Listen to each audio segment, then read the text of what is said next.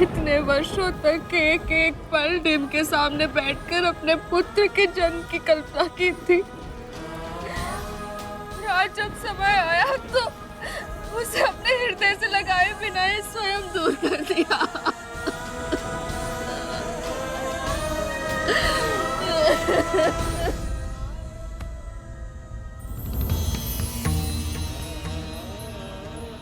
माँ ने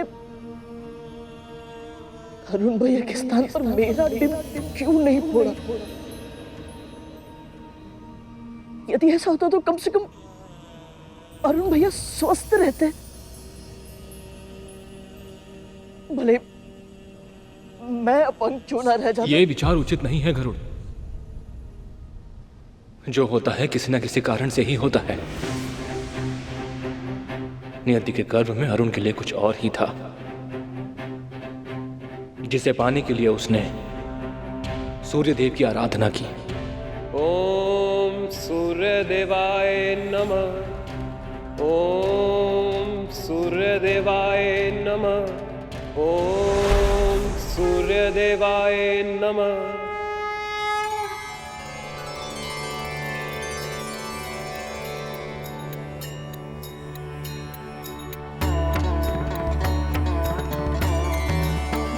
तुम्हारी तपस्या सफल हुई अरुण। सदैव मेरे साथ रहने की तुम्हारी इच्छा मुझे स्वीकार है। आओ मेरे रथ के सारथी बनकर अपनी मनोकामना पूर्ण करो।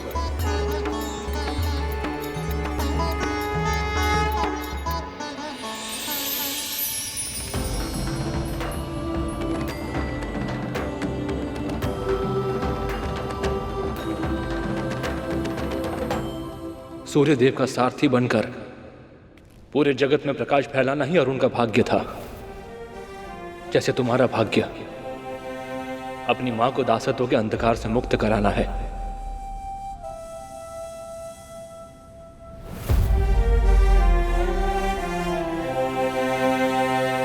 क्या सच में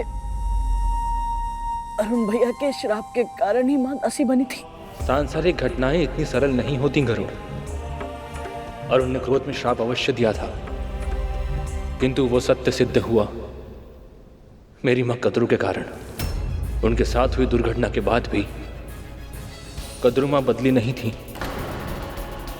उन्होंने ऐसी परिस्थितियां उत्पन्न की जिनके कारण विंता मां की नियति इतनी दुखद बन गई।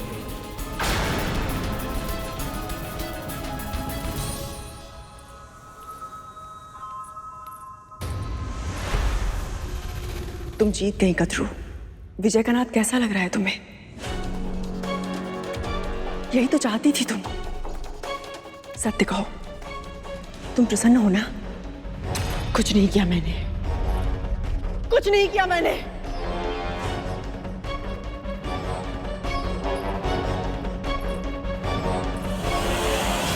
अस्वीकार करने से तुम्हारा किया मिट नहीं जाएगा। भले ही आज तुम अरुण के श्राप और उसके क्रोध से बच गई हो, किंतु भूलना मत, प्रकृति एक ऐसी मां है जो अपनी किसी भी संतान के साथ अनुचित होते हुए नहीं देख सकती। तुम्हारे कारण विंता आज अपने पुत्रों से दूर हुई है, वैसे तुम्हें भी अपने पुत्रों का विछोह सहना होगा।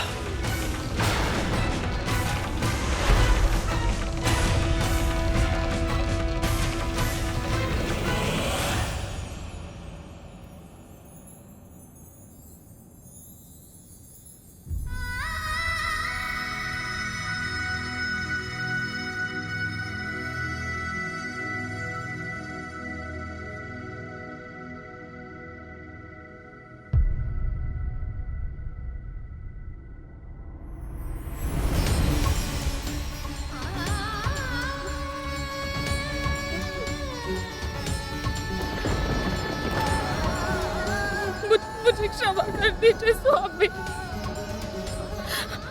हमारा पुत्र मेरे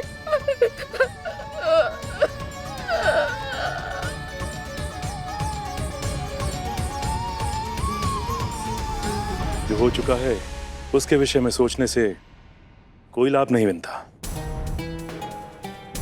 अपने आने वाले पुत्र के लिए अपने मन को स्थिर कीजिए और अपने खोए हुए धैर्य को पुनः अर्जित कीजिए। आपसे जो भूल हुई है उसके बाद आपके दूसरे पुत्र के प्रति आपका दायित्व और बढ़ जाता है। अब आपको शारीरिक रूप से ही नहीं, मानसिक और आत्मिक रूप से भी शक्तिशाली बनना होगा, ताकि हमारा पुत्र अरिष्टवर्ग अर्थात अपने 6 विकारों पर सदैव नियंत्रण रख सके,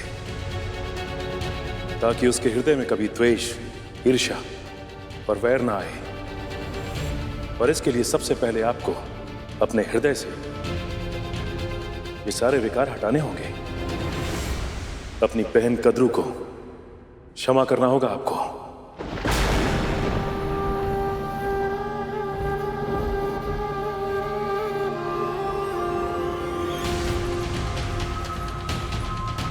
जब विंता मेरी आंखों में झांकेगी तो उसकी दृष्टि में छुपे प्रश्न का सामना कैसे करूंगी मैं?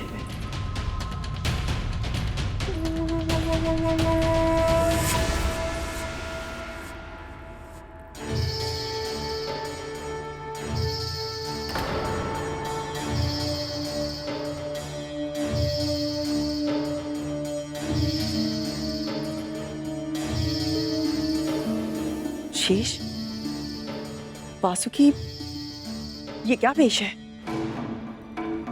मां, हम दोनों परमपिता विष्णु और शिव जी का आशीर्वाद प्राप्त करने के लिए तपस्या करने जा रहे हैं।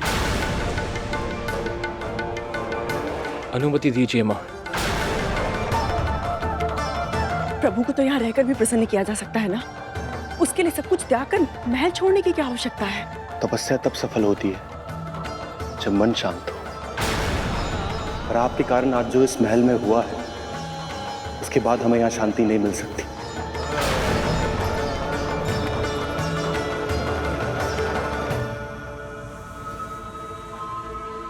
तो तुम दोनों अपनी मां को और अपने सगे भाइयों को इस संकट के समय में छोड़कर जाना चाहते हो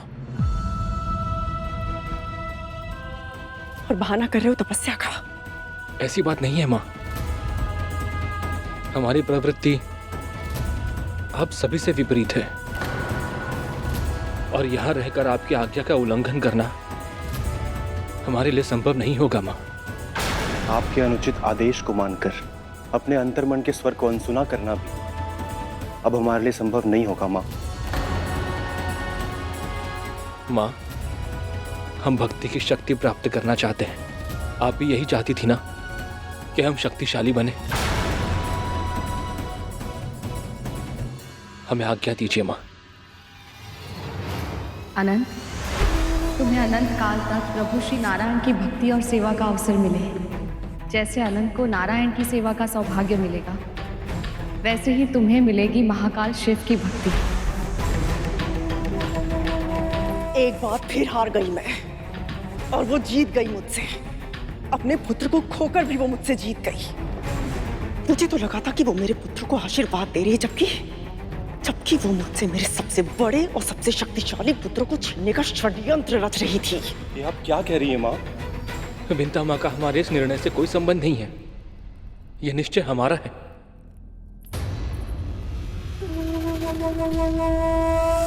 अब भी अपने रक्त का साथ देने के स्थान पर उस कपटी ईर्ष्यालु विंता का पक्ष ले रहे हो तुम दोनों। ठीक है, जहां जाना चाहते हो जाओ। जहां जाओ सुखी रहना।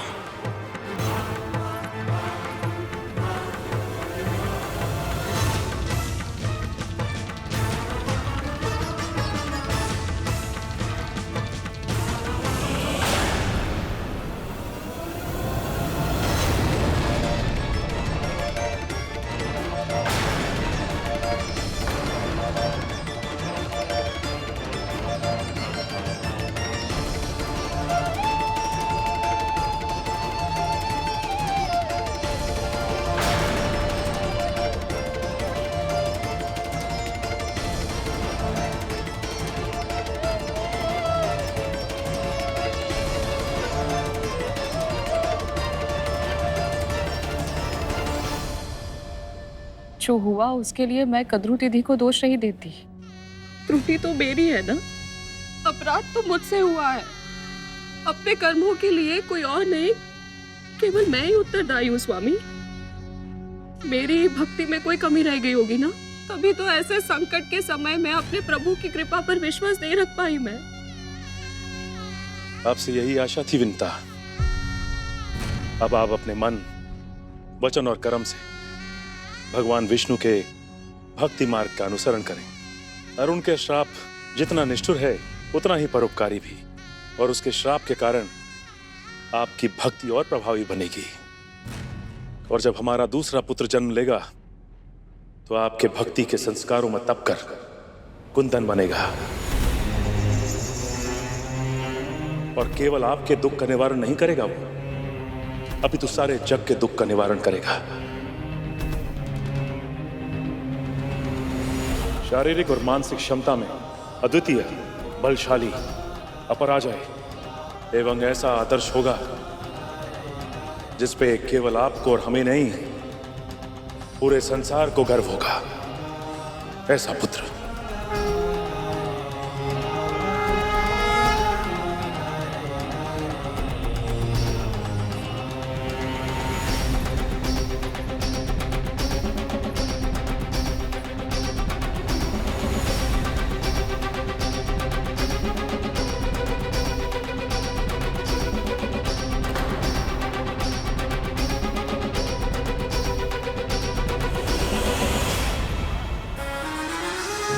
प्रथम पुत्र के विकलांग होने के बाद भी विंता इतनी शांत कैसे है?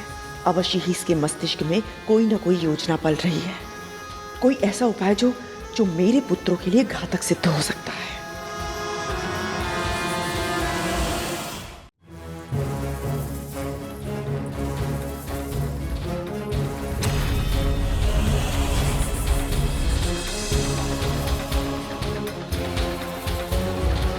भगवान विष्णु के प्रताप से होने वाली आपकी संतान का वर्चस्व संपूर्ण आकाश में स्थापित होगा।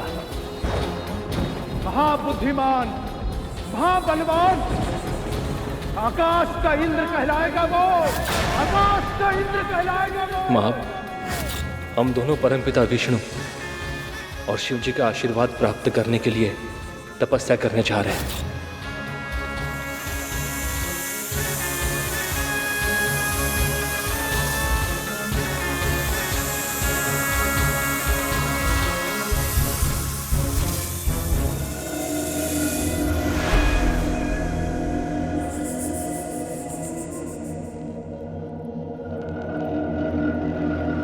हम सभी के प्रयासों से संकट टल तो गया है, किंतु पूरी तरह समाप्त नहीं हुआ है। आज विंता ने पहला डिंब फोड़कर अपने पुत्र को अर्ध विकसित स्वरूप में जन्म देने के लिए विवश कर दिया, और उसी क्रोध में उसका पुत्र उसे छोड़कर चला गया। ये हमारी विजय है, किंतु उस विजय का बहुत भारी मूल्य चुकाना पड़ा है मुझे। मेरे दो पुत्र शेषनाग और वासुकी हम सबको छोड़कर चले गए। पर वो कहां गए हैं मां, और क्यों? परिवार द्रोही है वो, अपने रक्त को छोड़कर चले गए, क्योंकि उनके मन में हमारे विरोधी के लिए सहानुभूति उपजती है। न कोई प्रश्न होगा, न कोई चर्चा होगी। आज के बाद मैं इस महल में उन दोनों का नाम भी सुनना नहीं चाहती।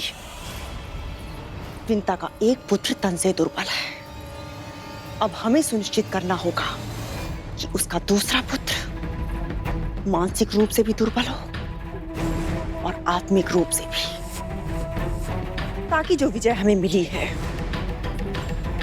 वो कल हमसे छिन ना जाए। स्मरण रखना, खड्गेन आक्रम्य भुंजीता, खड्गेन आक्रम्य भुंजीता, खड्गेन आक्रम्य भुंजीता। इतना सब कुछ हो गया, आप दोनों ने महल छोड़ दिया, फिर भी बड़ी मां का हृदय नहीं पिघला। जिस बहन से वो इतना स्नेह करती थी अपनी, उसी बहन को इतनी अधिक पीड़ा कैसे दे पाती है वो? क्या उन्हें मेरी मां के आंसू, उनके कष्ट, उनके दुख दिखाई नहीं देते? सर्वाधिक शक्तिशाली होने की कामना नैतिक अनैतिक के संतुलन को नष्ट कर देती है और उचित अनुचित का आभास समाप्त कर देती है।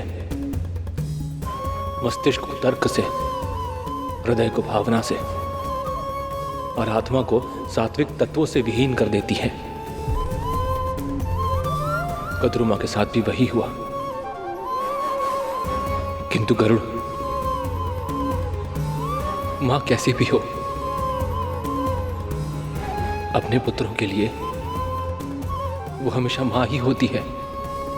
मैं और वासुकी कद्रुमा से दूर हो गए, किंतु आज भी वह हमारी स्मृति में है। आज भी अपने प्रभु की पूजा करने से पहले मैं अपने माता पिता का नाम लेता हूं, आंखें बंद करके उनकी उस छवि का स्मरण करता हूं जब मैंने उन्हें पहली बार देखा था। बड़ी माँ की पहली छवि आपके लिए सुखदायक है, किंतु अरुण भैया, उनकी स्मृति में तो माँ पहली दृष्टि में ही अपराधी बन गई थी। जन्म लेते ही जो पहला भाव उनके मन में आया था वो घृणा का था। भैया, कहीं आज भी अरुण भैया मां से... नहीं, अरुण आज भी अपनी मां से बहुत प्रेम करता है। प्रत्येक रात्रि उन्हें स्मरण करके वो रोता है और उसके आंसू ओस बनके पूरी धरती पर बरसते हैं।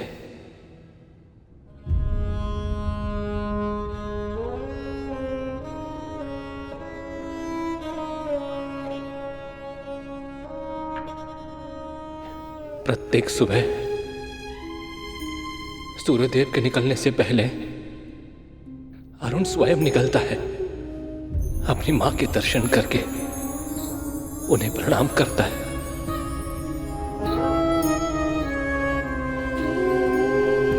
और तुम्हारी मां भी अपने चेहरे पर अपने पुत्र की लालिमा का अनुभव करके मुस्कुराती है, प्रसन्न होती है।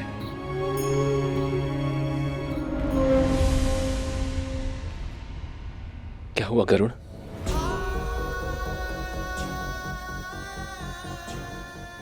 कुछ नहीं भैया, बस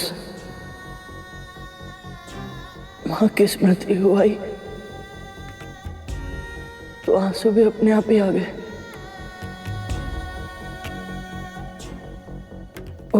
पहली बार मां को बिना बताए इतनी दूर आया हूं। पहली बार मां की पुकार को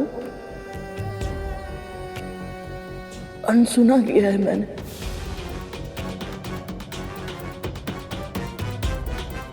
केवल इसीलिए कि मैं अपनी मां को दास्ता से मुक्त करा सकूं।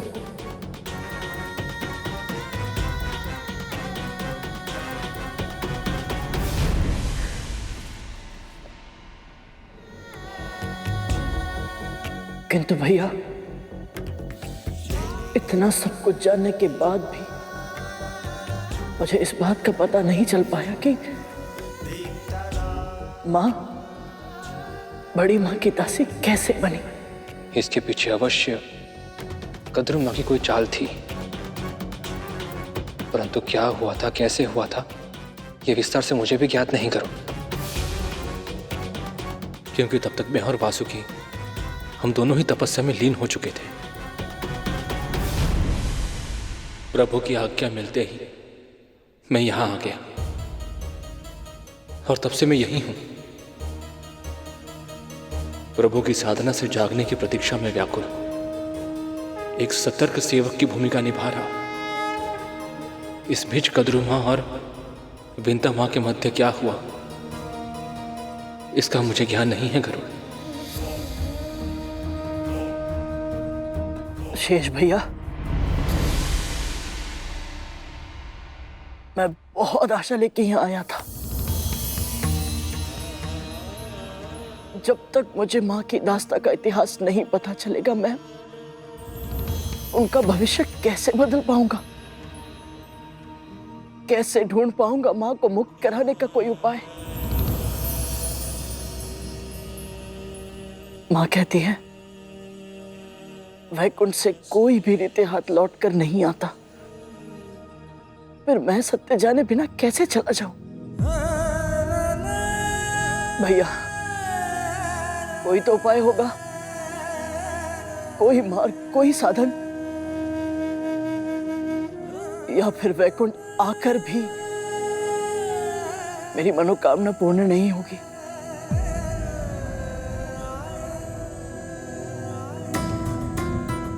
मार्ग और साधन दोनों ही तुम्हारे सामने हैं गरुड़।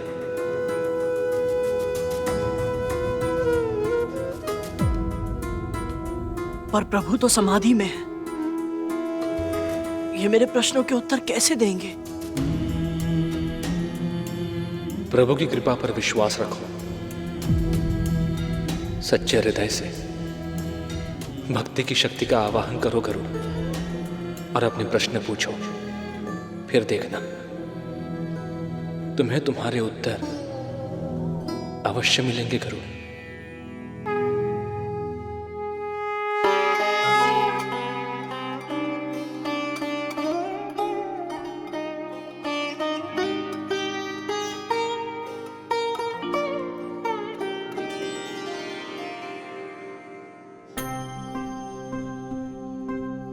लक्ष्मीकान्तं कमलनयनं लक्ष्मीकान्तं कमलनयनं मातृभक्त गरुड़ा करे प्रणाम, मातृभक्त गरुड़ा करे प्रणाम।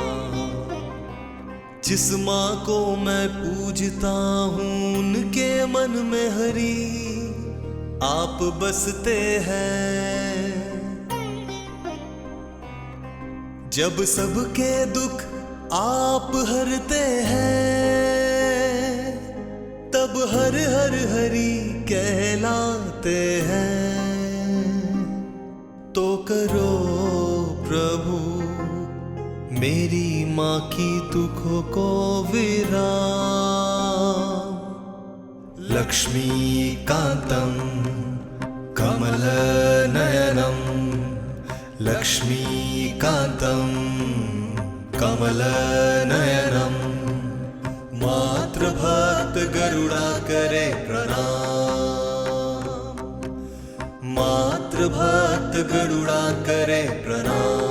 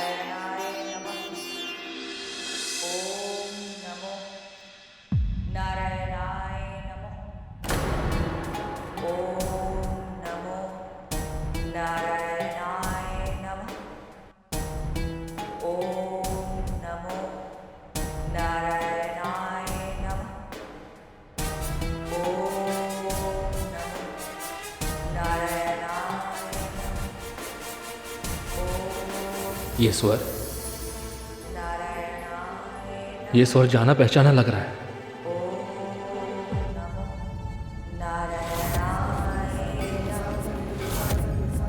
ओम नमो नारायणाय नमः। एक देवी ऊंचे पहाड़ की चोटी पर विराज कर प्रभु की गहन तपस्या कर रही है भैया।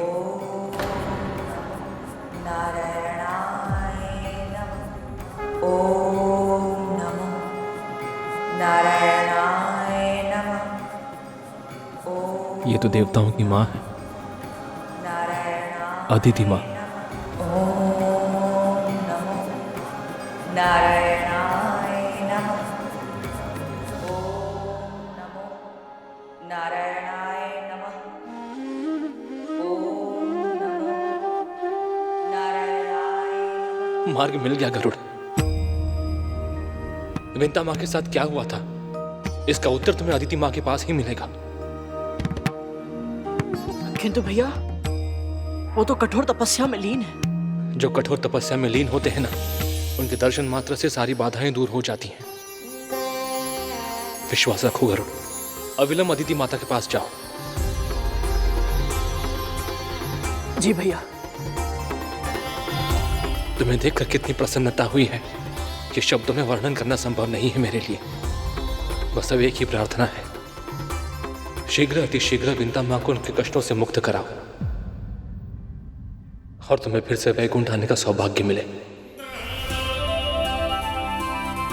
मेरी भी यही इच्छा है भैया कि भगवान श्री विष्णु के आशीर्वाद से मुझे वैकुंठ आने का सौभाग्य प्राप्त हुआ तो हम दोनों भगवान श्री विष्णु और मां लक्ष्मी के दर्शन एक साथ कर पाए।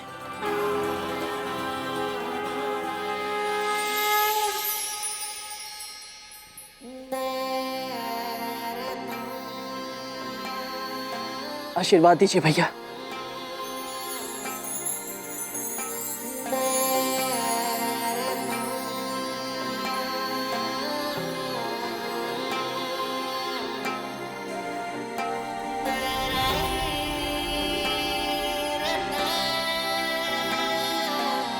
जाओ।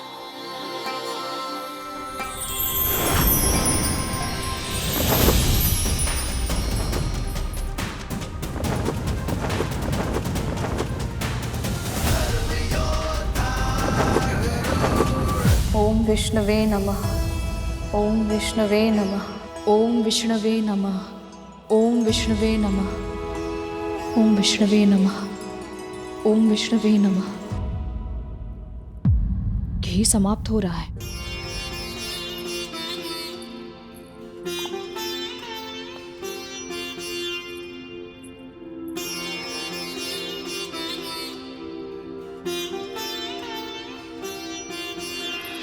क्या संकेत मिला तुझे?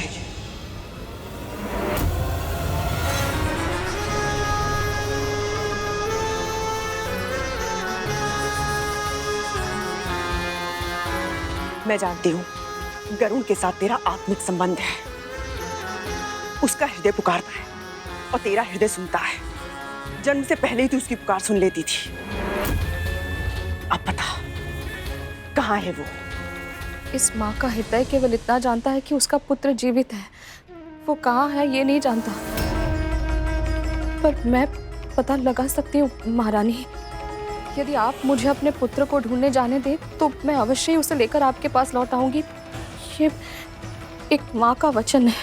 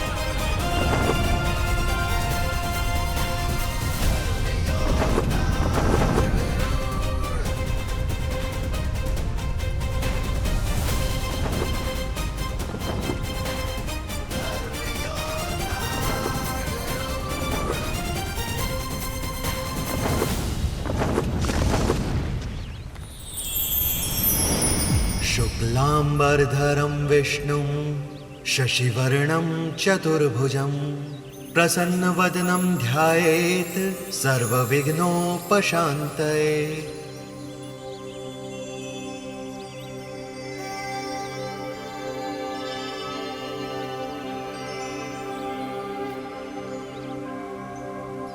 यस्य स्मरणमात्रेण जन्म संसार बंधनात् विमुच्यते। नमस्तस्मै विष्णवे प्रभ विष्णवे। ओम नमो नारायणाय नमः। ओम नमो नारायणाय नमः। मुझे जाने दीजिए महारानी, वो अभी छोटा है, मुझे उसकी चिंता। मुझे तनिक भी नहीं हो रही है चिंता। मुझे पता है तेरे पुत्र के प्राण तुझ में बसते हैं। वो कहीं भी क्यों ना चला गया हो, वो वापस तेरे पास अवश्य आएगा। तब मैं और मेरे पुत्र मिलकर अनुशासन का ऐसा पाठ पढ़ाएंगे उसे कि वो समस्त संसार के लिए उदाहरण बन जाएगा। यदि तू उसे ढूंढने चली गई तो चिंता मेरा भाग्य बन जाएगी। क्या सोचा था तुमने? ऐसा होने दूंगी मैं?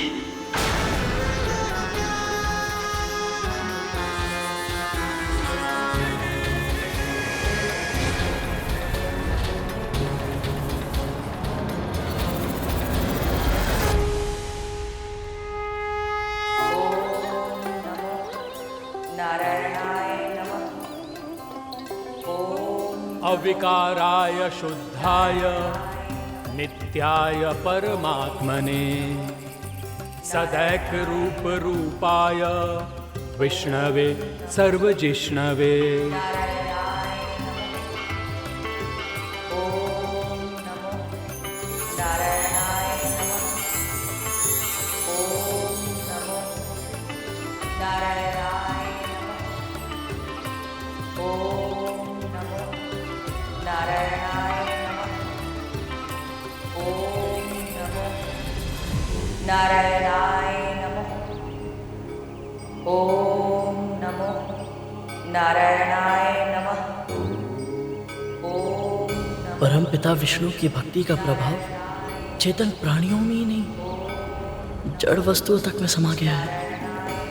अद्भुत है अदिति माँ की भक्ति। ओम नमो नारायणाय नमः। ओम नमो नारायणाय नमः।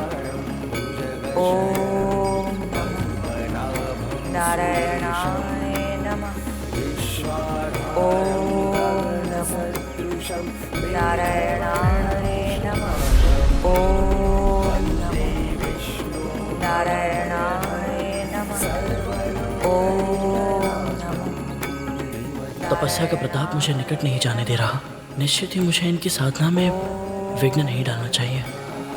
नारायणाय नमः। ओम नारायणाय नमः।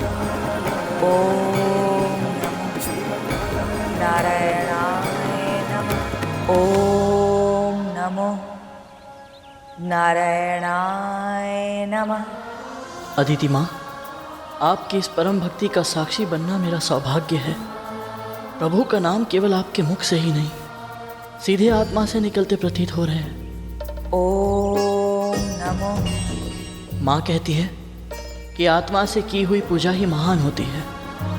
अदिति माँ, आज आपको ऐसे तप करते देख मुझे माँ का स्मरण हो आया।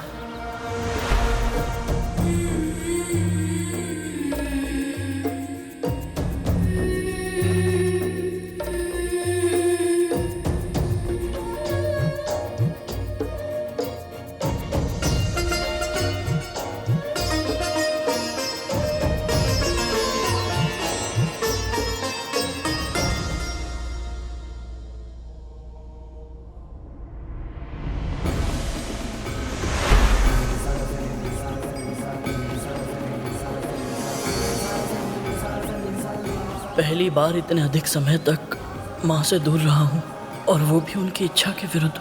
कितनी क्रोधित होंगी वो, और चिंतित भी।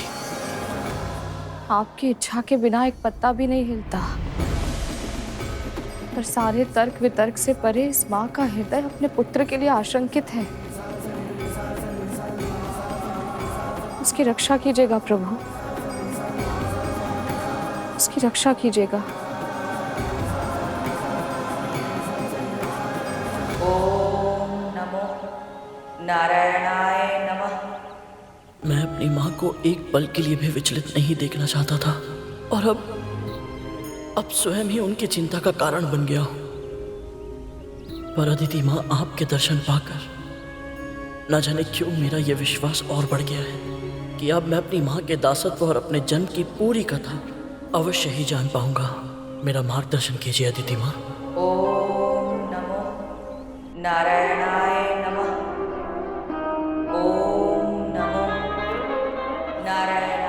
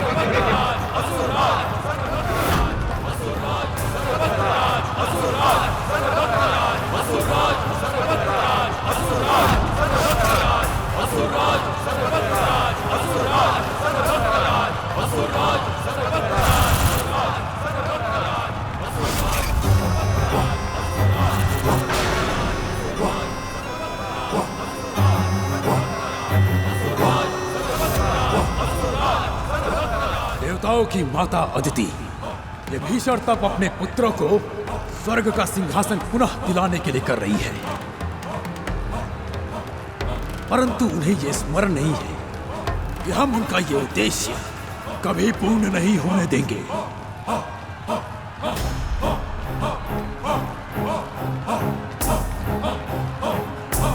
हमें उनका ये तप भंग करना है ताकि स्वर्ग ही नहीं लोक पर केवल हमारा राज हो, केवल और केवल हम असुरों का राज।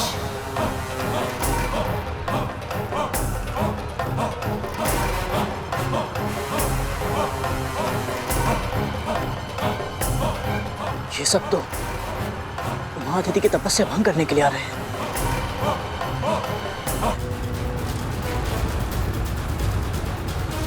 और यदि ऐसा हुआ तो भगवान श्री विष्णु का, उनके भक्तों का और स्वयं भक्ति का अपमान होगा। मैं क्या करूं? कभी कभी मूर्खता करना बुद्धिमानी से भी अच्छा विकल्प होता है। अधिकतर व्यक्ति अपने कल्याण को दूसरों के हित से अधिक महत्व देते हैं और वो इसे ही बुद्धिमानी कहते हैं। किंतु जो परहित को स्वहित से ऊपर रखते हैं उसे इसका मूल्य चुकाना पड़ता है। इसलिए सामान्य जन की भाषा में इसे मूर्खता भी कहा जाता है। परंतु तुझे ये मूर्खता करनी है गरुड़। जब कभी परोपकार का अवसर आए, संभव है अन्य व्यक्ति हिचकिचाए, पर तू मत झिझकना। कोई भी कारण क्यों ना हो, तू कभी परोपकार करने से पीछे मत हटना। माँ, परोपकार का वास्तविक अर्थ क्या है और मैं अपने दिन प्रतिदिन के जीवन में इसका पालन कैसे कर सकता हूँ? स्वयं का हित सोचे बिना केवल दूसरों के हित के लिए किया गया कार्य ही परोपकार होता है। इसे निस्वार्थ भाव से करना होता है गरुड़, किसी लाभ, अपेक्षा या प्रशंसा के बिना। और हाँ, ये तेरा कर्म है, इसे धर्म की तरह करना और फिर भूल जाना। मैं अपने दायित्व से पीछे नहीं हट सकता। इन असुरों को महाअदिति की तपस्या भंग करने नहीं दे सकता, फिर चाहे मुझे कुछ भी क्यों ना करना पड़े।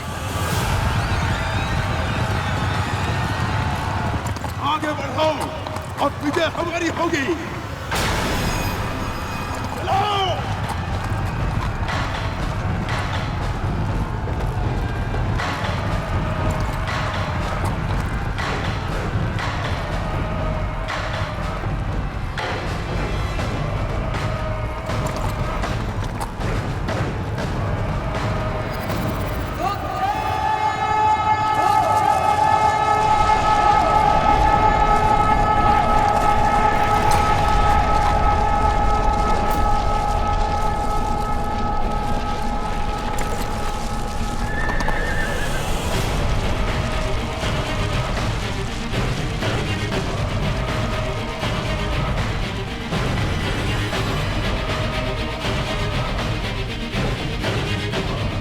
यहाँ तो कोई देवता भी नहीं है।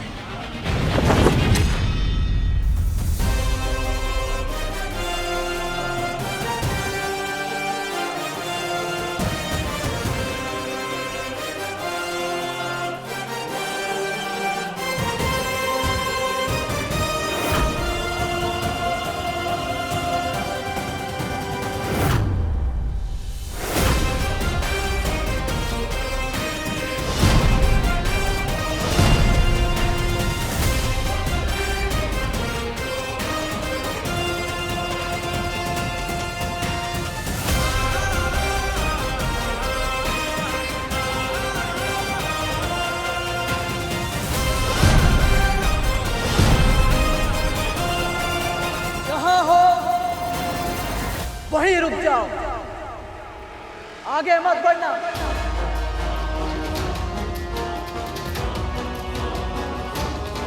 नहीं तो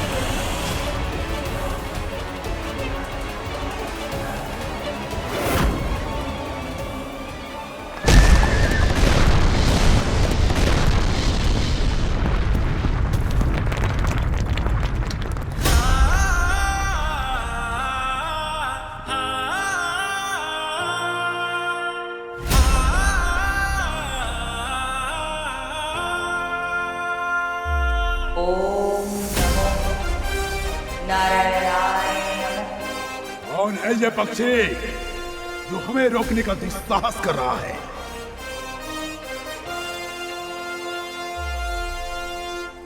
आप सभी के चरणों में ये भाला आपके प्रति मेरे सम्मान का प्रतीक है। मैं युद्ध नहीं करना चाहता, इसीलिए विनम्र अनुरोध कर रहा हूं, कृपा आगे ना बढ़े।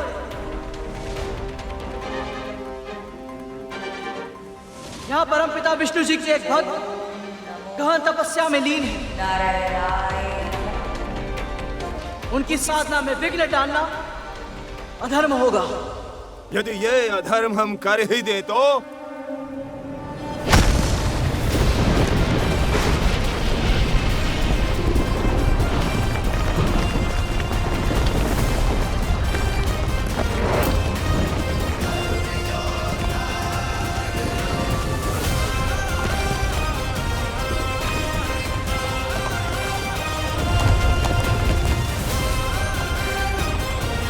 यह मेरी तीसरी और अंतिम चेतावनी है।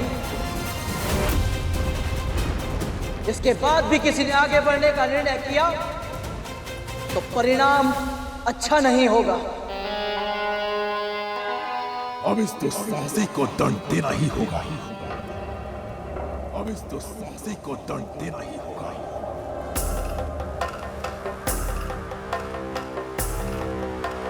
हाँ, सेनापति जी, बड़े बड़े देवताओं से युद्ध करके आपने उन्हें धूल चटाई है। एक पक्षी को पराजित करने के लिए स्वयं मोर्चा लेना आपको शोभा नहीं देगा। हाँ सेनापति जी, स्वयं कार्य करने वाले छोटे कहलाते हैं। बड़ा बनना है तो शत्रु तक अपना दूत भेजना होगा। वाह, क्या सुझाव है। उत्तम विचार है सेनापति जी। सही कहा माली सुमाली। अब समय आ गया है कि हम अपने शक्ति का प्रदर्शन करें। लगता है मेरा संदेश इन्होंने सुना तो किंतु समझा नहीं। अब दूत को अच्छे से समझाना होगा।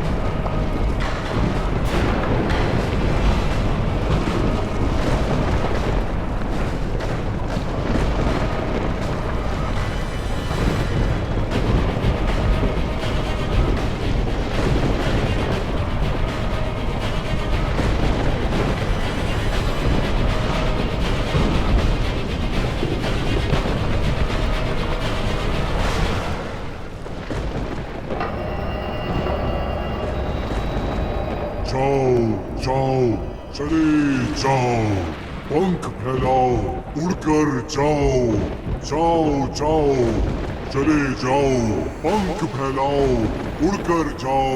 सुनो, हमारे स्वामी को जाकर बचाकर भागो अपने प्राण।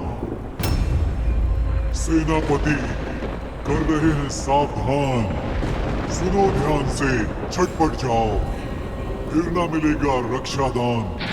सुनो, समझो, हमारी विजय का बज रहा है गगनभेदी शंख, क्रोध से हमारे भस्म होगा। जिस पर तुम्हें है गर्व वो पंख।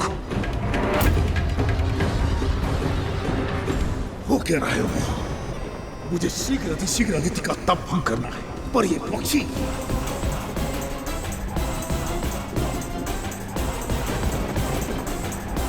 जाओ जाओ, चले जाओ, पंख फैलाओ, उड़कर जाओ, जाओ जाओ, चले जाओ।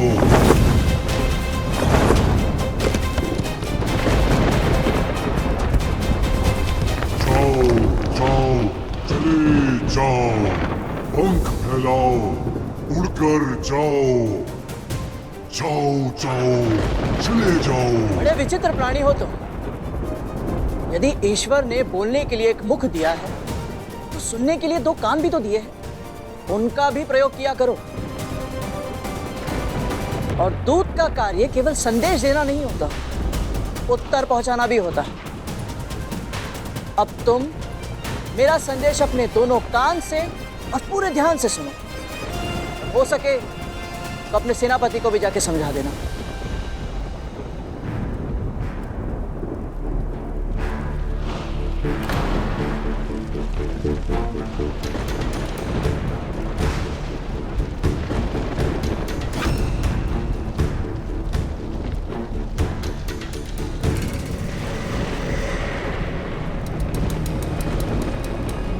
बुद्धिमानी तो सब करते हैं, पर मैं मूर्खता ही करूंगा।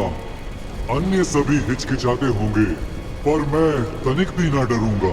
मेरी माँ ने सिखाया है ये परम संस्कार, धर्म की तरह करना है मुझे परोपकार। इस तप की रक्षा का लिया है मैंने संकल्प। युद्ध भी अवश्य करूंगा यदि ना रहा कोई विकल्प।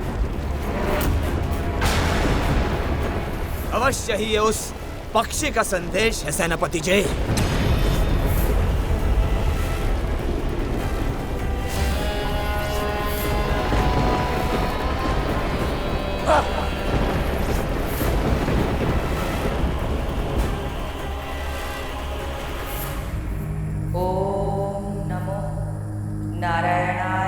कौन है ये पक्षी?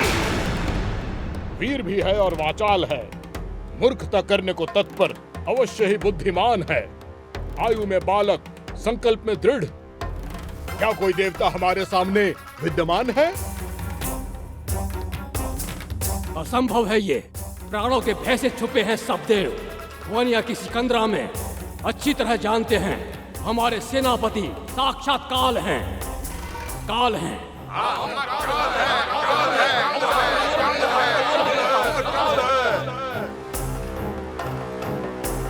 भले अर्जित समय में की गई कर्णप्रिय बातें अच्छी नहीं होती। ये कौन है और किसके कहने पर आया है, ये हमें पता करना होगा।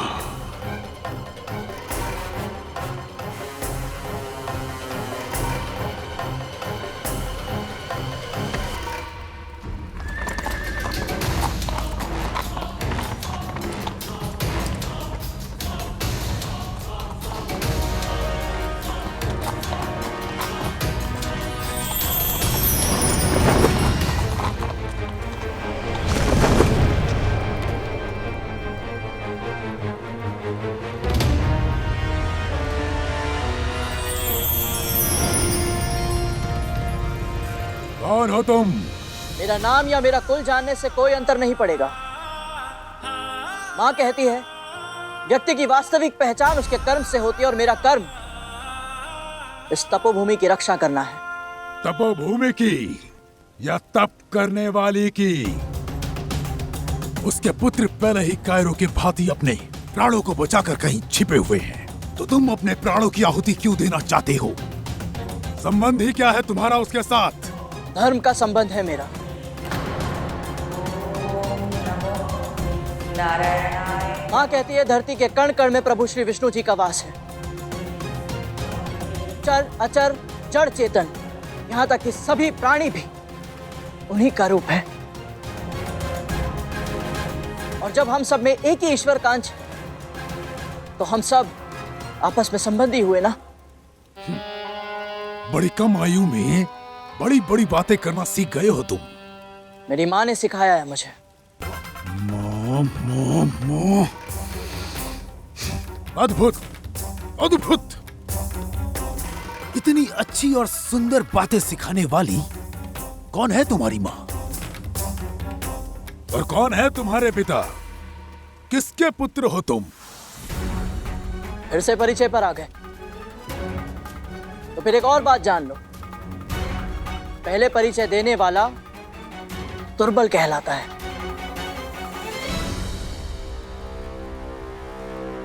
मेरा बल मेरे भुजाओं की शिराओं में है। तू अपना परिचय देने से हिचक रहा है। मैं देता हूं अपना परिचय। असुर सेनापति हूं मैं, महान ऋषि कश्यप और माता दीदी का पुत्र बजरंग।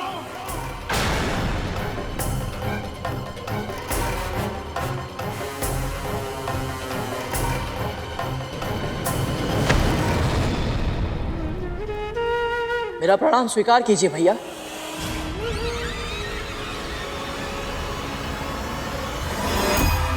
भैया?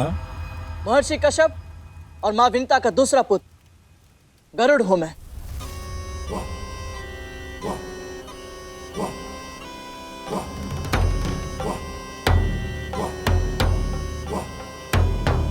हाँ, तो हम सचमुच भाई हैं।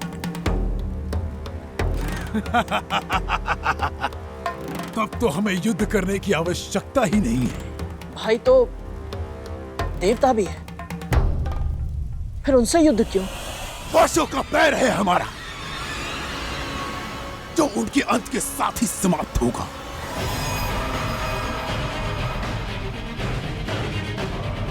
तू उनका पक्ष मत ले करो, हमारे साथ हो जा। मैं तेरी शक्तियों से प्रभावित हूं। मैं तुझे अपनी सेना में ऊंचा पद दूंगा। आजा मेरे साथ। आपने मेरे विषय में सोचा, इतना अच्छा प्रस्ताव दिया, इसके लिए आपका धन्यवाद भैया। किंतु पद और प्रतिष्ठा के लोभ में आकर मैं अपना कर्तव्य नहीं भूल सकता।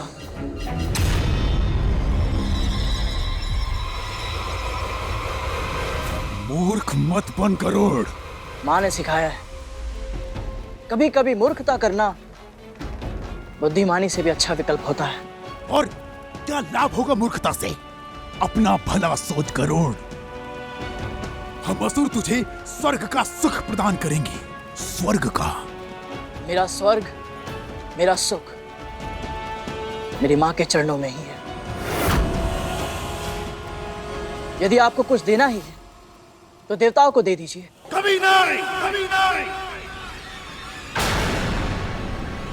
देवता हमारे परम शत्रु हैं, इसलिए आज हम देव माता के तप को भंग करेंगे।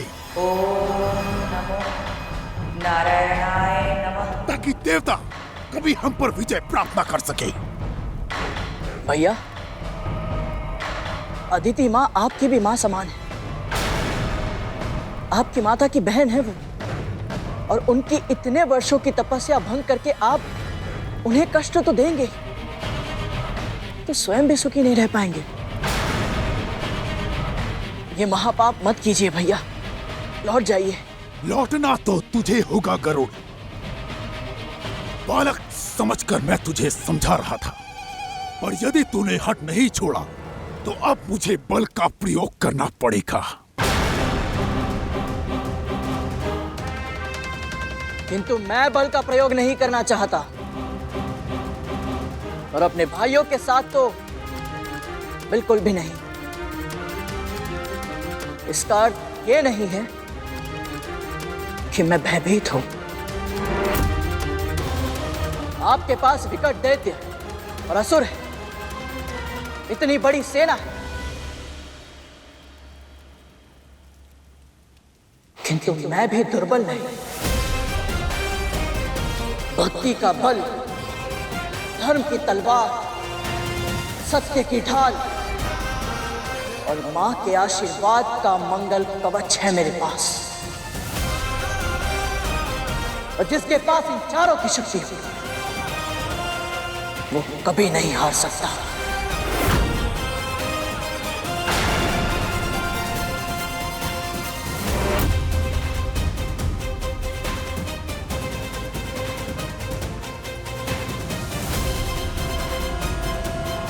ओम नमो नारायणाय नमः। ओम नमो नारायणाय नमः। वाक्य युद्ध करना आसान है बालक, परंतु असुरों के साथ शस्त्र युद्ध असंभव। तेरी माँ तेरी प्रतीक्षा कर रही होगी, अभी भी समय है। जा, उड़ जा और अपनी माँ की गोद में जाके दुबक जा। पहले ही एक पुत्र उसका साथ छोड़कर जा चुका है। यदि तेरी दुस्साहस के कारण मैंने तेरे प्राण ले लिए तो तेरी माँ की गोद सूनी पड़ जाएगी बालक।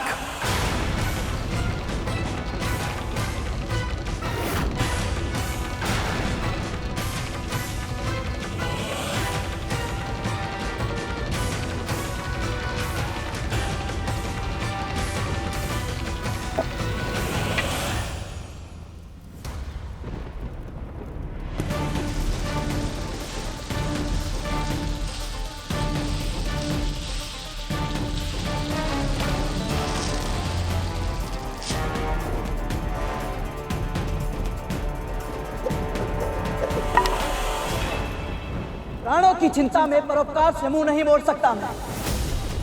इस रेखा को ध्यान से देखो असुर सेनापति, ये मेरी मां के दिए गए संस्कारों का मान रखने के लिए है। जो वचन मैंने उन्हें दिया था उस वचन की लाज रखने के लिए है।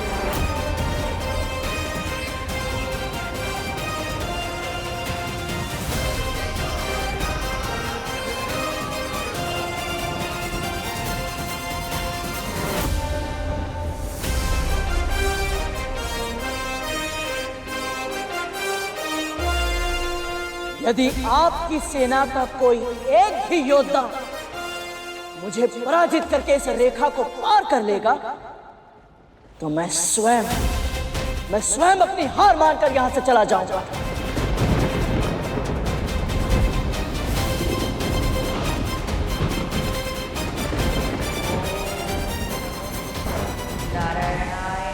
बोलिए, स्वीकार है?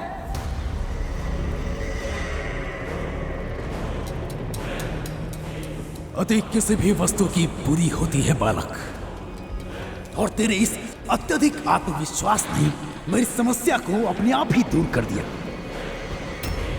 असुर सेना को ललकारा है तूने, और वो भी इस तुच्छ रेखा से।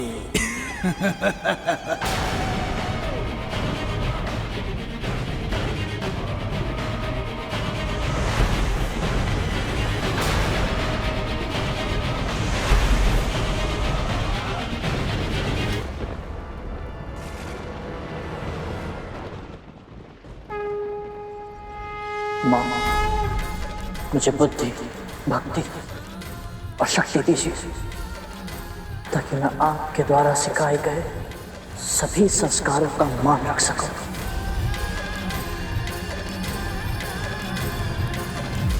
माता विंता का पुत्र गरुड़ है ये। जैसे उनका पहला पुत्र शारीरिक रूप से दुर्बल था, अवश्य ही ये मानसिक रूप से दुर्बल है। इसने हमें चुनौती दी है, हमें।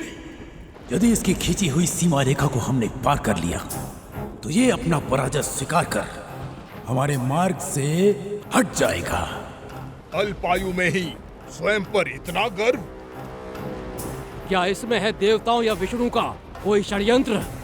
षड्यंत्र की गंध को सूंघना वज्रांग अच्छी तरह जानता है सुमाली, पर ये पक्षी तो केवल मों मों मों के रट लगाए हुए है। इसे इसकी मां के पास भेजने के लिए हमारे साधारण सैनिक ही पर्याप्त है।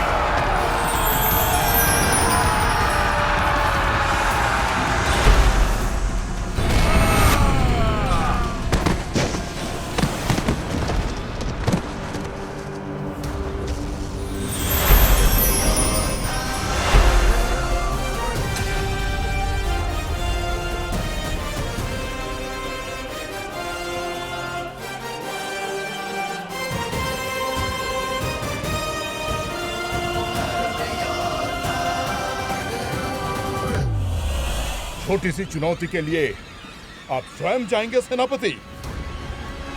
हमें भी तो अवसर दीजिए। आप ही ने तो कहा था कि वो मंद बुद्धि बालक है, हम निपट लेंगे उससे। साम दाम दंड भेद जो आवश्यक होगा सबका प्रयोग करेंगे, पर किसी भी मूल्य पर आपके मार्ग की बाधा को हटा कर रहेंगे।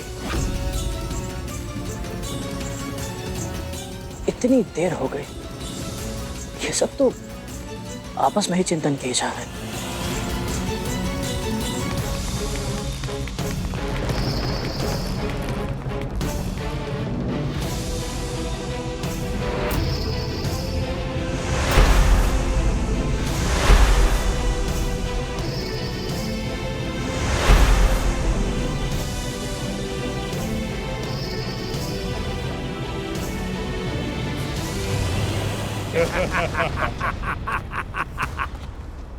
ऐसे आश्चर्यचकित होकर क्या देख रहे हो छोटे भाई? हम तुम्हारे लिए भोजन लाए हैं।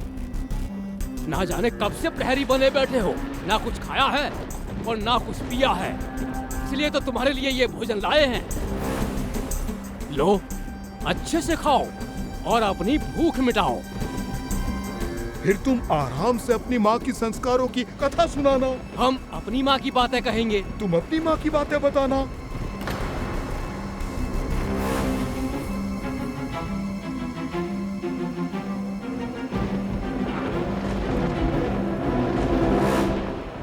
ये मुझे कम बुद्धि का बालक समझ रहे हैं, तो अब अपनी बाल हट इन्हें दिखानी ही होगी।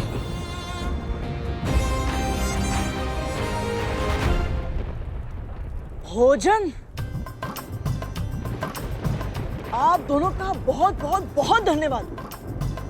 आपको पता है, मुझे बहुत समय से भूख लगी थी और ये भोजन तो दिखने में इतने अत्यधिक स्वादिष्ट है, तो स्वाद भी अच्छा ही होगा। अवश्य अवश्य। किंतु क्षमा करें, वो क्या है ना कि ये भोजन मैं ग्रहण नहीं कर सकता। आप कृपया एक काम करें, आप ये भोजन उन्हें दे दीजिए जो इसे खा सकते हैं। ऐसा कैसे? ना ना ना ना, ये भोजन केवल हम तुम्हारे लिए लाए हैं, तुम्हें इसे ग्रहण करना ही होगा। भोजन को व्यर्थ मत करो, अपनी माँ की शिक्षा का स्मरण करो। अन्न का अनादर करना महापाप होगा। भले ही इनकी नियत में खोट है, पर ये दोनों कह तो सही रहे, अन्न का उपयोग नहीं होगा तो अनादर कहलाएगा। पर यदि मैं ये भोजन देने के लिए किसी उपयुक्त पात्र को खोजने जाऊंगा तो ये दोनों मेरी खींची रेखा पार करके चुनौती जीत जाएंगे और अदिति माँ का तप भंग कर देंगे। तो फिर क्या करूंगा? इस संसार में अनेक ब्रह्मांड हैं गरुड़, और प्रत्येक ब्रह्मांड में ब्रह्मा, विष्णु और महेश भिन्न भिन्न समय पर प्रकट होते हैं। इन त्रिदेवों से अधिक महत्वपूर्ण स्थान है आदि शक्ति, सर्वशक्ति माँ ललिता का। ये वो पराशक्ति हैं जिनसे परे कुछ भी नहीं, और गौ माता उन्हीं माँ ललिता का प्रतीक है जिनमें 33 कोटि देवी देवताओं का वास होता है। इसीलिए तो इन्हें भोजन कराना सबसे बड़ा पुण्य होता है पुत्र।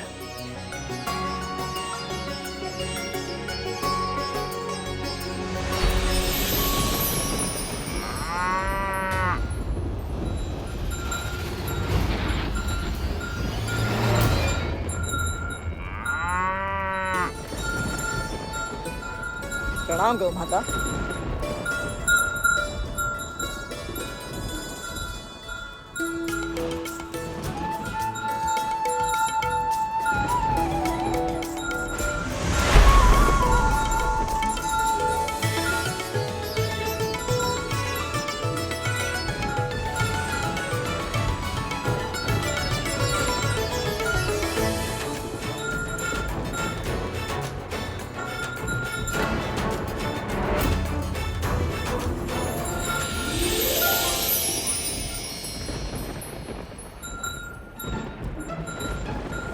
हे गौ माता,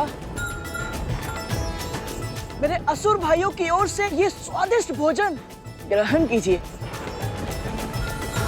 और इन्हें अपने हृदय से आशीर्वाद दीजिए। दीजिए माँ। उपहार में दिया तुझे जो तूने उसका दान किया। हमारे दिए भोजन का इतना भीषण अपमान किया। अरे अरे बड़े भैया, आप दोनों तो व्यर्थ ही क्रोधित हो रहे हैं। मैंने तो आपका दिया हुआ भोजन उन तक पहुंचाया जो इसे खाते हैं। वैसा भोजन मैं नहीं खाता ना। तो क्या खाता है तू?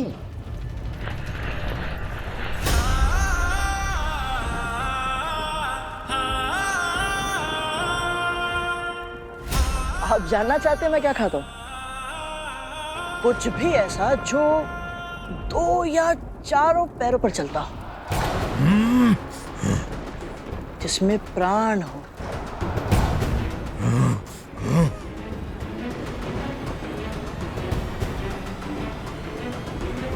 वैसे आप दोनों मेरे खाने के लिए उपयुक्त हैं। हाँ, तो बोलिए, दोनों में से पहले किसे खाओ? जीवा संभाल बालक, जानता नहीं किससे बात कर रहा है तू। अबोध है तू, स्वयं ही अपनी मृत्यु को आमंत्रित कर रहा है।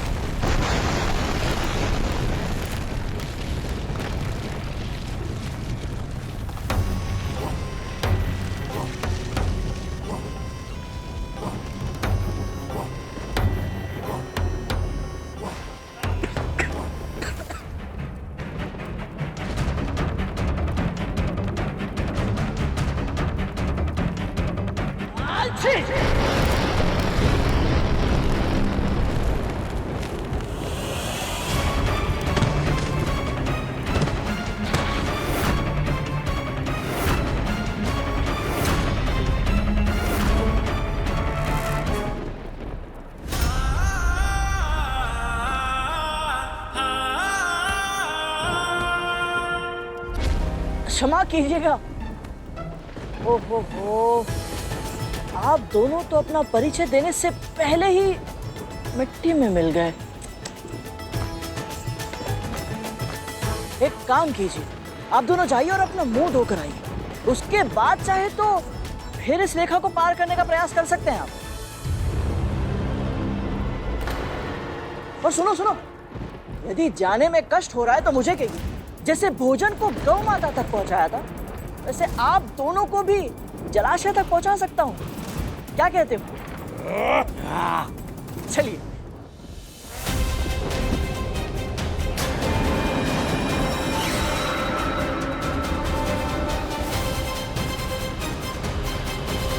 ये माली सुमाली भांति भांति के यत्न प्रयत्न कर उस पक्षी को उड़ाने गए थे।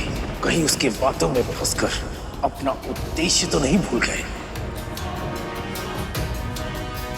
तू हमारी खिल्ली उड़ा रहा है। जानता है, ये समस्त सृष्टि हमारे नाम से थर थर कांपती है। सचमुच? हाँ, मैंने अभी अभी पूरे ब्रह्मांड की 7 लोकों की यात्रा की और आपके नाम से कांपने वाला तो छोड़ो, कोई जानने वाला तक नहीं है। और सच कहूं तो आप दोनों इस समय मुझे बहुत ही अधिक भयभीत लग रहे हैं। भयभीत? हम दोनों तुझसे?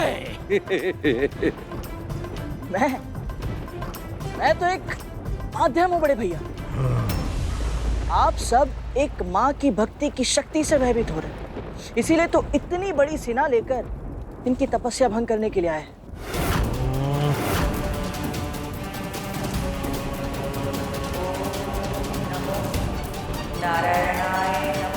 यदि अब भी ठीक से समझ में नहीं आया तो समझ लीजिए, चाहे कुछ भी हो जाए, मैं आपका ये कुटिल उद्देश्य पूरा नहीं होने दूंगा। बहुत बोल चुका है तू। अब देखते हैं कि तू हमें कैसे रोकता है। तेरी चुनौती में तुझे ही हराएंगे और तू बालक की तरह रो देगा।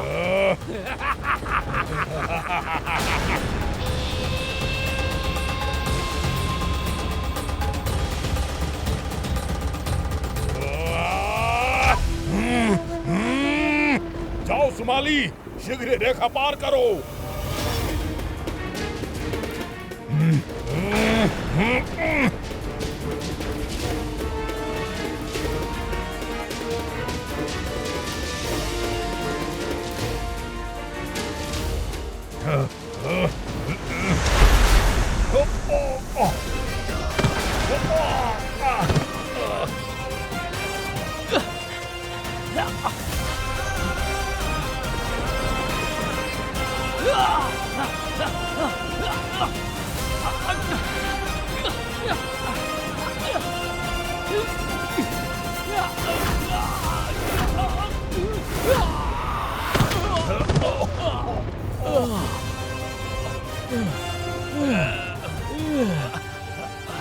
सुमाली,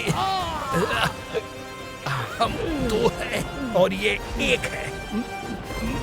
मैं इधर से जाता हूँ, तू उधर से जा।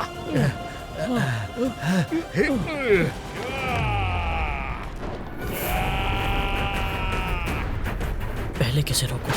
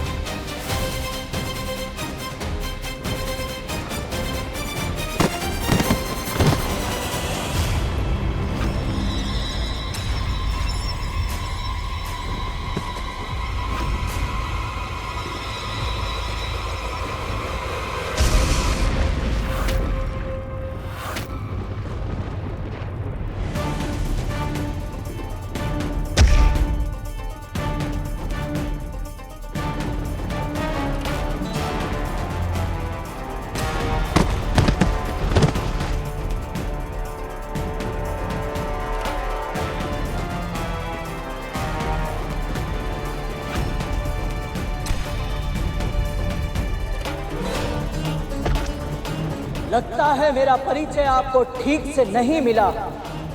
बजरंग भैया, मैं कोई सामान्य पक्षी नहीं जो आप जैसे राक्षसों के धमकाने से उड़ जाऊं। मां विंता का पुत्र हूं मैं, और धर्म की रक्षा करना मेरा कर्तव्य है। धर्म की रक्षा के लिए मैं प्राण दे भी सकता हूं और प्राण ले भी सकता हूं।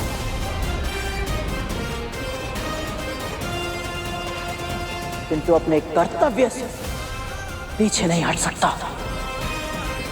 आपको जो करना है कीजिए, जितने योद्धा भेजना है भेजिए। तो जब तक मेरे तन में रक्त की एक भी बूंद है, इस रेखा को कोई पार नहीं कर सकता।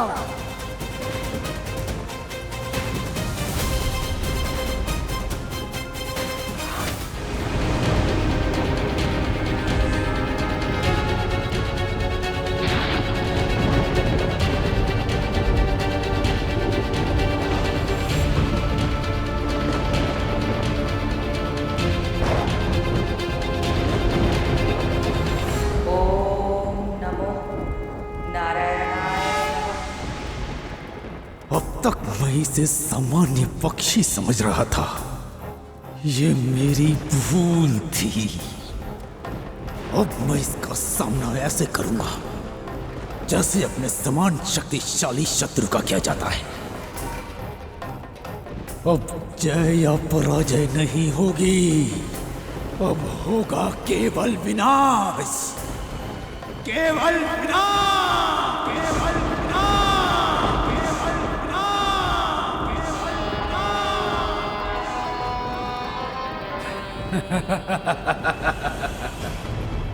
आज तक मैंने किसी पक्षी को अपना आहार नहीं बनाया। अब मैं इसके कोमल मांस का स्वाद चखूंगा। तुम सब भी खाना। इसका विशालकाय तन हमारी भूख मिटाने के लिए पर्याप्त है। अग्निमुखम, जाओ और इस पक्षी को भूनकर मेरे समक्ष प्रस्तुत करो। और हाँ, अच्छे से पका कर लाना।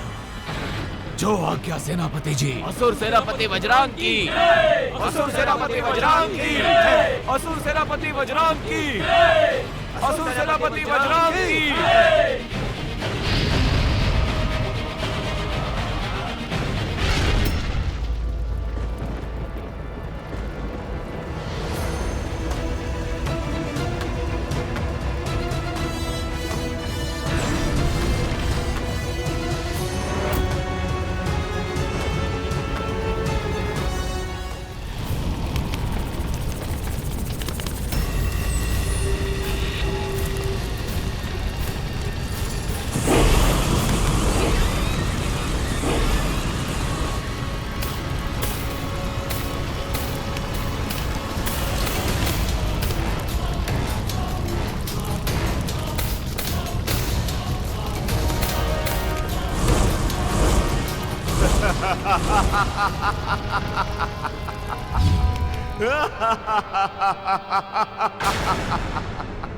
क्या हुआ? पंख जल गया पक्षी? त्वचा को कष्ट पहुंचा? इस कष्ट को अनुभव कर और सोच कि जिसकी एक सांस तेरी ये स्थिति कर सकती है, उसे क्रोध आ गया तो तेरा क्या होगा? अभी भी समय है पक्षी, उड़ जा यहां से और अपनी जान बचा ले। मैंने प्रण लिया कि मेरी अंतिम सांस तक इस तपोभूमि की रक्षा करूंगा। तो फिर अब तो अंतिम सांस लेगा इसी क्षण।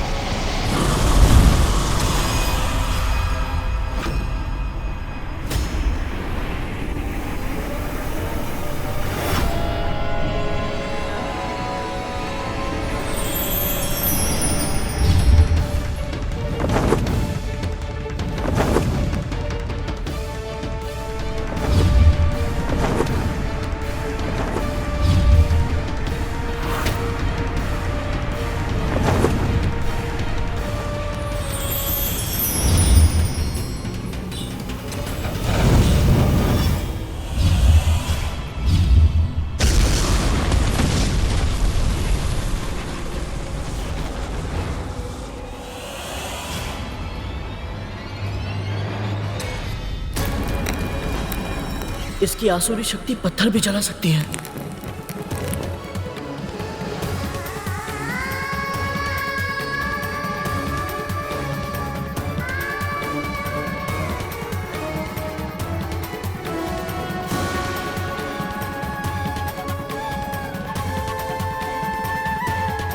इस राक्षस की अग्नि से तापमान बढ़ रहा है, कहीं अदिति माँ की तपस्या भंग ना हो जाए। इसे बचाने के लिए तूने अपने हाथ जला दिए। अब फंस गया तू।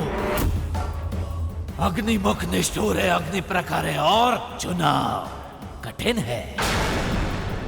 अब तो इस देव माता के प्राण बचाएगा या स्वयं के?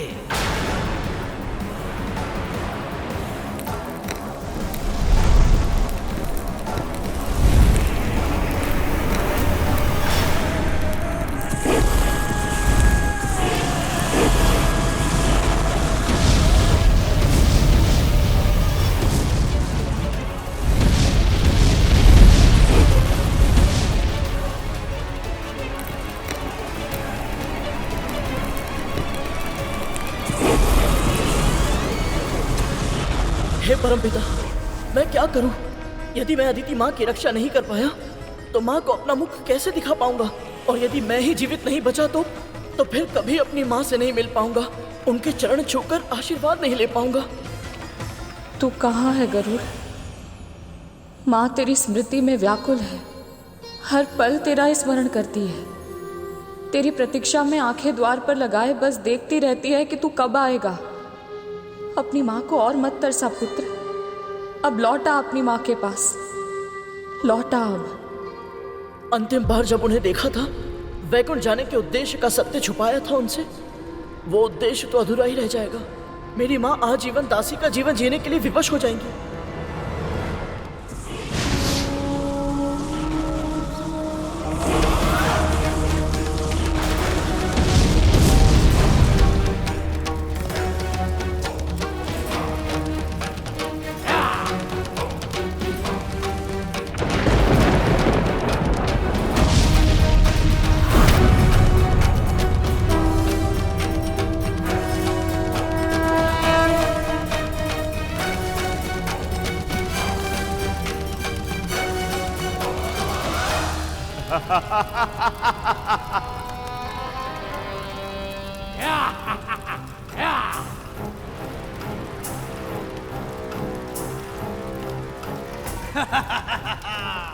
उत्तम, अति उत्तम अग्निमुखम, तुमने अपने शत्रु का सर्वनाश कर दिया, अपनी उपयोगिता सिद्ध कर दी तुमने।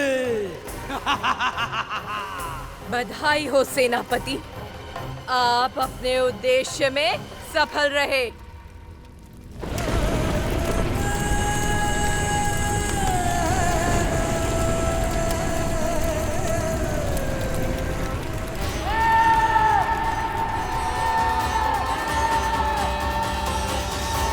हे नारायण, मेरे गरुड़ की रक्षा करना।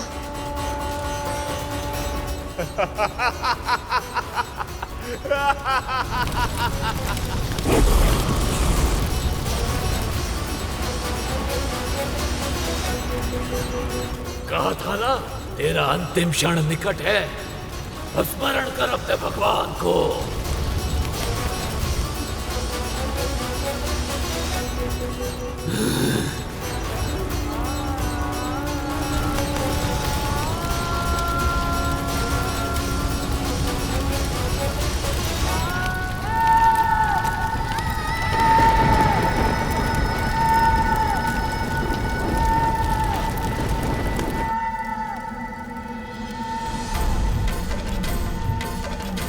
गरुड़,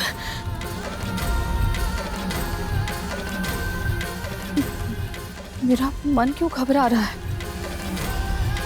कहीं ये किसी दुर्घटना की चेतावनी तो नहीं है? प्रभु, मेरी आशंका का समाधान कीजिए, मुझे कोई संकेत दीजिए।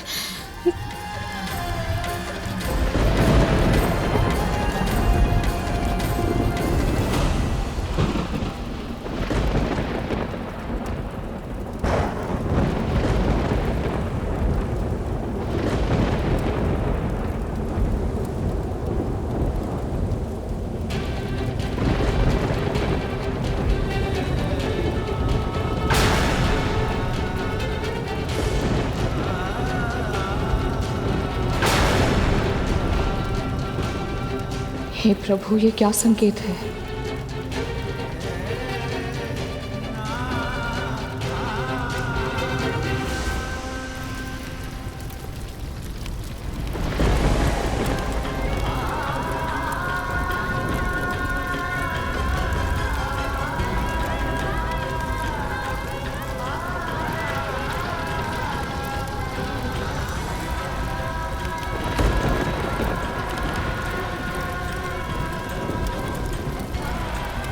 मुझे क्षमा करना माँ।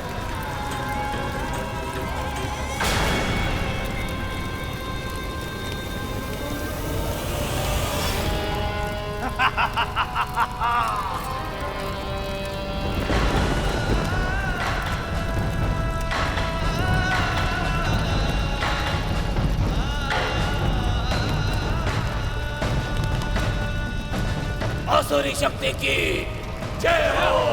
आसुरी शक्ति की जय हो। आसुरी शक्ति की जय हो।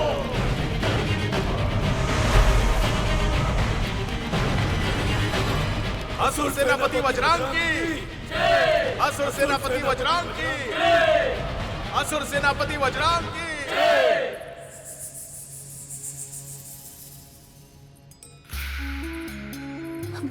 महारानी, अच्छा किया तू आ गई।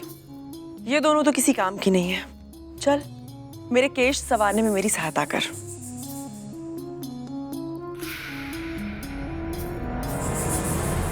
महारानी, मुझे लगता है गरुड़ के साथ कुछ अनहोनी हुई है। क्या हो गया? उसके प्राण पखेरु उड़ गए क्या? दीदी,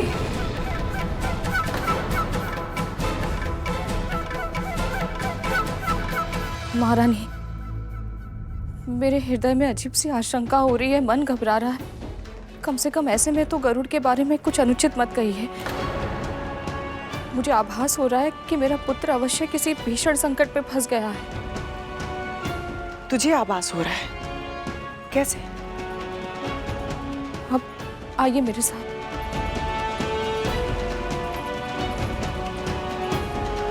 मैंने भूमि पर अपनी उंगली से उसका चित्र बनाया था।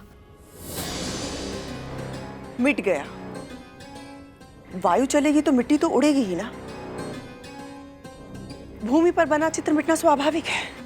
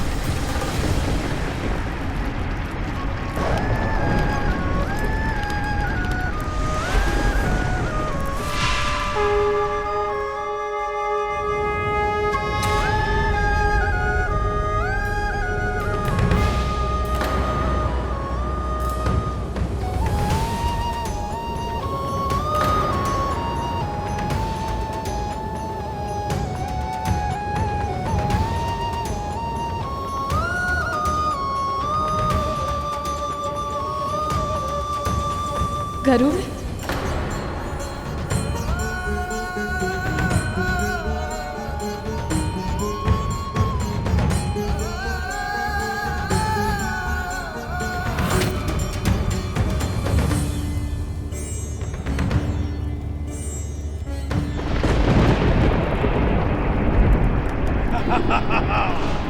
असुरी शक्ति की जय हो। असुरी शक्ति की जय हो। असुरी शक्ति की जय हो।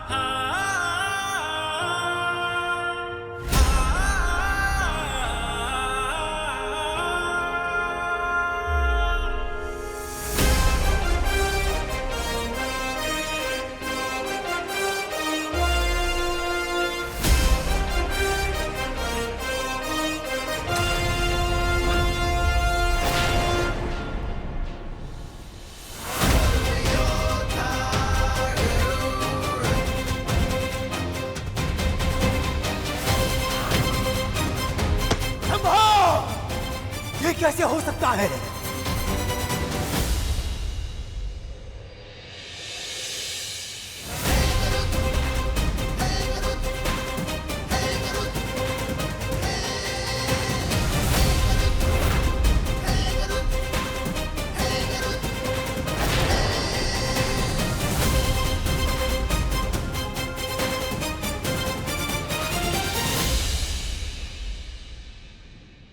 कहा था ना मैंने, मां विंता का पुत्र हूं मैं। धर्म की रक्षा के लिए प्राण दे भी सकता हूं और प्राण दे भी सकता हूं। जब तक मैं अपना वचन पूरा नहीं कर देता, अपनी मां को दास्ता से मुक्त नहीं करा देता, तब तक मृत्युराज यम भी मेरे प्राण हरण नहीं करेंगे।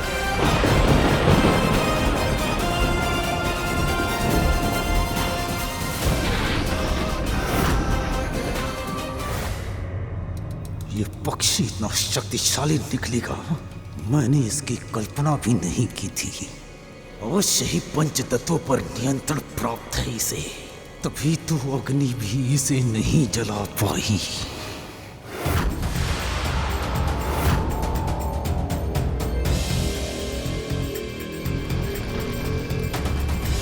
लगता है समय व्यर्थ करना मूर्खता है। अब कुछ और करना होगा।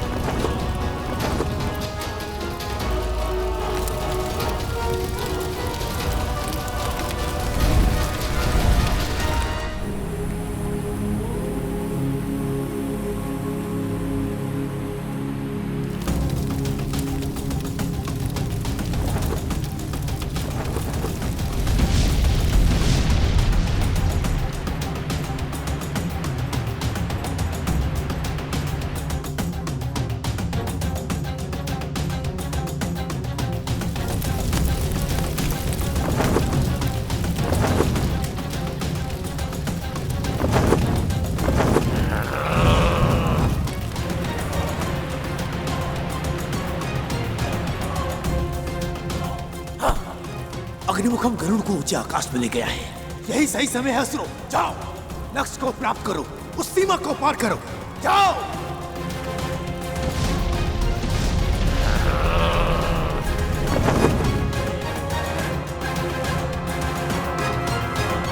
और अग्निमुखम की अग्नि भूमि पर फैलने लगी है सेनापति। वृक्ष जल रहे हैं। हाँ, तो तुम भी चल जाओ, अपने तन को समाधि बना लो। असुर शक्ति के इस यज्ञ में यदि स्वयं की आहुति बनानी पड़े तो अवश्य दो, परंतु स्मरण रहे असुरों, भस्म होने से पहले तुम्हें उस सीमा रेखा को पार करके अपने लक्ष्य को प्राप्त करना है। अब जाओ, जाओ।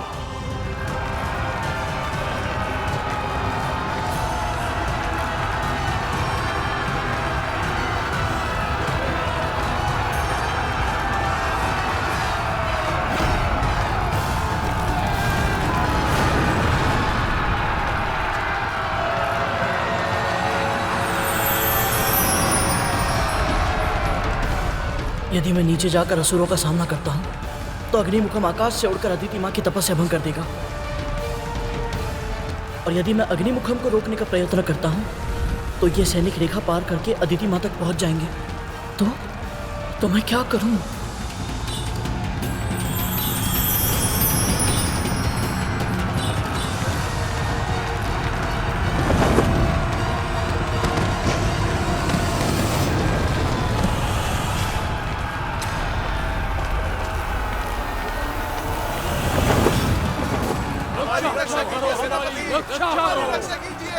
आगे बढ़ो असुरों, पार करो उस रेखा को।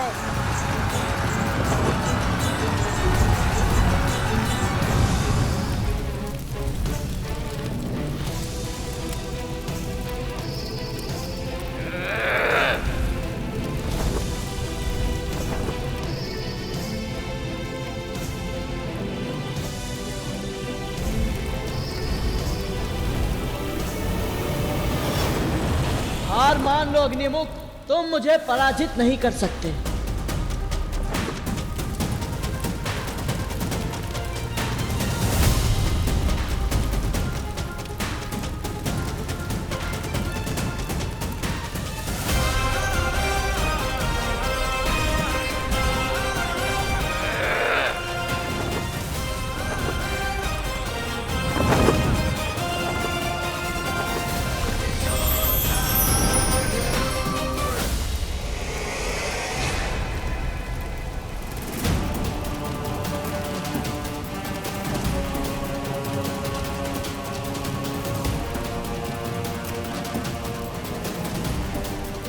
देख क्या रहे हो तुम? मुझे तो क्या, मेरी छाया को भी नहीं छू सकते अग्निमुख।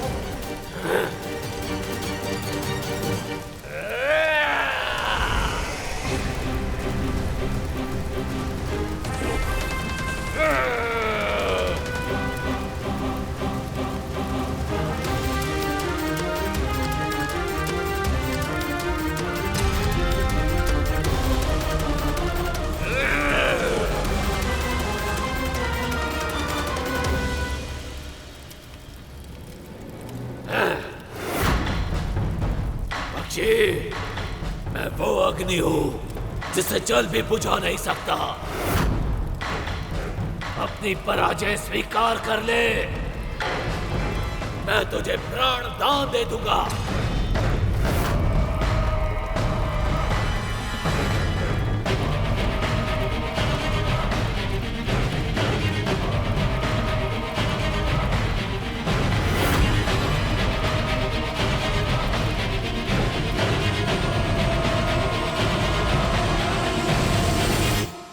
पक्षीराज गरुड़ के साहस भरे कारनामे देखने के लिए चैनल को सब्सक्राइब करें और साथ ही बेल आइकॉन दबाना न भूलें।